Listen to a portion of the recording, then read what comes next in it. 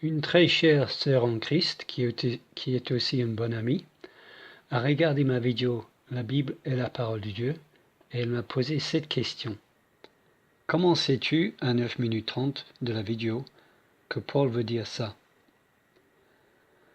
À 9 minutes 30, je dis dans la vidéo que lorsque Paul dit dans 1 Corinthiens chapitre 7, ce n'est pas le Seigneur, c'est moi qui dis, que lorsque Paul dit ça, il ne veut pas dire que c'est juste son avis qu'il est en train de donner, comme beaucoup le disent. Il veut dire que ce qu'il dit n'a pas été dit par Jésus lorsque Jésus était sur terre, mais vient quand même de Dieu, car toute écriture est inspirée de Dieu. Et puisque je pense que sa question est très pertinente et pourrait être posée par d'autres chrétiens, j'ai décidé de faire une vidéo de ma réponse à sa question. Comment est-ce que je sais que lorsque Paul dit « ce n'est pas le Seigneur, c'est moi qui le dis », qu'il n'est pas en train de donner son avis tout simplement? Comment est-ce que je sais ça? Voici donc ma réponse. En effet, Paul dit, 1 Corinthiens chapitre 7 verset 12, « ce n'est pas le Seigneur, c'est moi qui dis ». Et ensuite, il donne des instructions. Il fait la distinction entre les paroles de Jésus et les siennes. Pourquoi est-ce qu'il fait cela? Que veut-il dire en disant « ce n'est pas le Seigneur, c'est moi qui dis ». Je ne vois que deux possibilités. 1. Il voulait dire que c'est juste son avis qu'il est en train de donner et que ce qu'il dit ne vient pas du Seigneur. Cette idée est soutenue par beaucoup de chrétiens, mais elle pose plusieurs problèmes. Tout d'abord, si c'est le sens des paroles de Paul ici, il se contredirait, car il dit que toute écriture est inspirée de Dieu. 2 Timothée chapitre 3 verset 16. Alors que cela ne serait pas le cas si ce qu'il dit ici est juste son propre avis et ne vient pas de Dieu. On aurait dans ce cas-là une écriture qui n'est pas inspirée de Dieu, et donc une contradiction dans la Bible. Ensuite, Paul donne d'autres instructions aux Corinthiens, notamment au chapitre 14. Et à la fin du chapitre 14, Paul finit par dire « Si quelqu'un croit être prophète ou inspiré, qu'il reconnaisse que ce que je vous écris est un commandement du Seigneur. » 1 Corinthiens chapitre 14 verset 37. Ce qu'on peut remarquer si on lit le chapitre 14, c'est que à plusieurs reprises dans ce passage, on a l'impression que Paul donne son avis au verset 5 et au verset 19. Par exemple, au verset 5 de 1 Corinthiens chapitre 14, il dit « Je désire que vous parliez tous en langue ».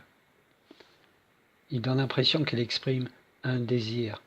Et au verset 19, il dit « Mais dans l'Église, j'aime mieux dire 5 paroles avec mon intelligence. J'aime mieux. » Donc on a l'impression qu'il exprime une préférence personnelle ou qu'il exprime son avis.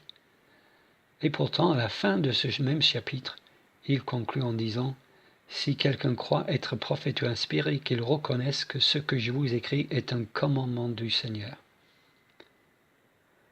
Donc, on peut avoir l'impression que Paul donne son avis, mais pour lui, il ne donnait pas son avis.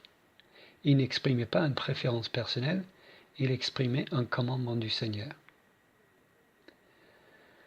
Deuxième possibilité, Paul ici fait la distinction entre ce que Jésus a vraiment dit de façon audible et ce que Paul a reçu de Jésus après son ascension par révélation divine.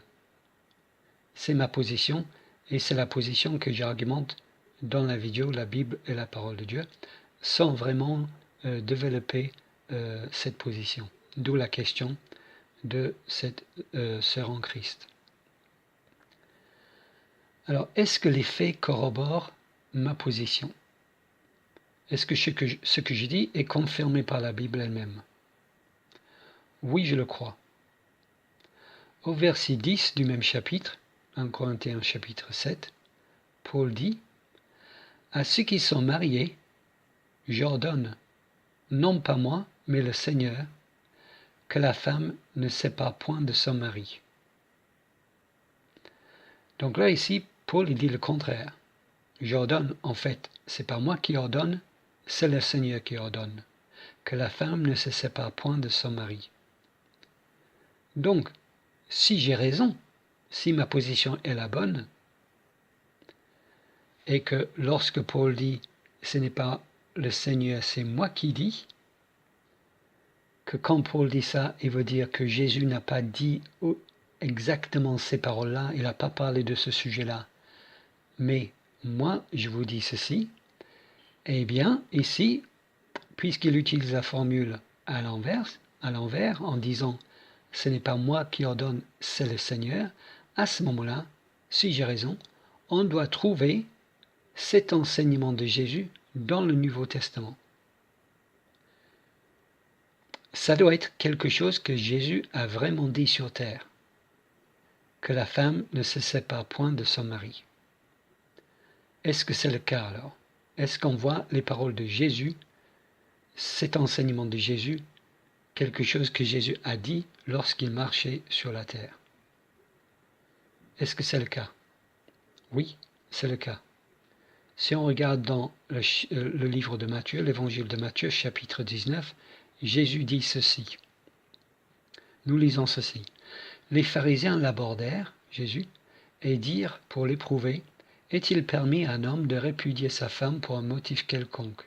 Il répondit, n'avez-vous pas lu que le Créateur au commencement fit l'homme et la femme et qu'il dit, c'est pourquoi l'homme quittera son père et sa mère et s'attachera à sa femme, et les deux deviendront une seule chair. Ainsi, ils ne sont plus deux, mais ils sont une seule chair. Que l'homme donc ne sépare pas ce que Dieu a joint. Et c'est la dernière phrase qui est importante ici. Que l'homme donc ne sépare pas ce que Dieu a joint. Donc, dans ce passage, Jésus enseigne ici ce que Paul résume en 1 Corinthiens chapitre 7 verset 10 comme que la femme ne se sépare point de son mari. Jésus dit que l'homme donc ne sépare pas ce que Dieu a joint. Donc c'est le même enseignement, que l'homme ne doit pas séparer ce que Dieu a joint, c'est-à-dire qu'un couple, un homme et une femme, qui se sont attachés l'un à l'autre et qui sont devenus une seule chair, ne doivent pas être séparés. Et ça correspond à ce que Paul dit au verset 10, que la femme ne se sépare point de son mari. Donc oui, Jésus a enseigné cette idée lorsqu'il était sur terre. Donc, les faits ici corroborent ma position. Quand Paul dit « ce n'est pas moi qui ordonne, c'est le Seigneur », ce qui veut dire, en fait, c'est cet enseignement vient directement de Jésus, il en a parlé lorsqu'il était sur terre. Et donc, si on revient à verset 7, lorsqu'il dit « ce n'est pas le Seigneur, c'est moi qui dis », ce qui veut dire, en fait, c'est Jésus n'a pas parlé de ce sujet lorsqu'il était sur terre, mais moi je vous dis ceci. Et nous savons que Paul considère ce qu'il dit non pas comme un avis, une préférence personnelle, mais comme un commandement du Seigneur. Donc les faits corroborent ma position. Mais dans ce cas-là, pourquoi Paul ferait-il cette distinction entre ce que Jésus a vraiment dit et ce que lui il dit, si ce n'est pas pour dire que ce qu'il dit, lui, a moins d'autorité que ce que Jésus a dit? Pourquoi faire cette distinction, si ce n'est pas ça la raison? D'en fait, de minimiser un peu ses propres paroles. Pourquoi est-ce qu'il dirait ça? Ce n'est pas le Seigneur, c'est moi qui vous dis. Eh bien, je pense que le contexte vient en fait de l'église à Corinthe. Nous savons, en lisant les deux épîtres aux Corinthiens, que Paul a un souci dans ces deux épîtres de défendre son autorité dans l'église de Corinthe, où son autorité est très contestée. Son ministère est contesté par certains soi-disant chrétiens. Et Paul voulait montrer ici qu'il recevait des révélations directement de Jésus. Donc, certes, Jésus n'a pas dit ça lorsqu'il était sur terre, mais moi je reçois des révélations de Jésus, dit Paul, ici, si je paraphrase, et donc je peux vous en parler, c'est moi qui vous en parle. Il dit en quelque sorte, Jésus n'a pas dit ceci, mais c'est moi qui vous le dis, et je peux le dire parce que je reçois des révélations directement de lui, et ça, accessoirement, est aussi une preuve que je suis un apôtre autant que les autres apôtres, que je tire mon autorité directement du Seigneur ressuscité.